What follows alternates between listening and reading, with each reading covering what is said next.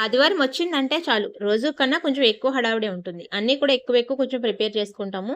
దానివల్ల కొంచెం టైం కూడా ఎక్కువ పడతదండి. అందుకని రోజు కన్నా కొంచెం తొందరగానే లేస్తాం ఆదివారము. కానీ బేరం మాత్రం లేట్‌గానే వస్తారు. ఆదివారం అందరూ కూడా లేట్‌గా లేస్తారు. మేము మాత్రం పొద్దుటే లేసి అన్నీ కూడా ప్రిపేర్ చేసుకుంటామండి.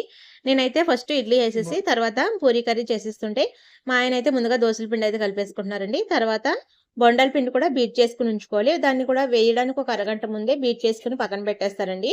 తర్వాత ఇడ్లీ అయిపోయిన తర్వాత ఇడ్లీకి కొన్నయితే ఇడ్లీ బాక్స్‌లో తీసుకుంటాను. ఒక హాట్ బాక్స్‌లోకయితే తీసుకుంటానండి. మిగిలినవి దాంట్లోనే ఉంచుకుంటాను. ఇవి అయిపోయిన తర్వాత అవైతే తీసుకుంటానండి. అలా కొన్నయితే తీసుకుంటాము. దానివల్ల వేడిగా ఉంటదండి ఇడ్లీ చల్లారిపోకుండా ఉంటుంది. వ్యాపారం మొదలయ్యేసరికి మేమైతే అన్నీ కూడా ప్రిపేర్ చేసుకొని ఉంచుకుంటామండి.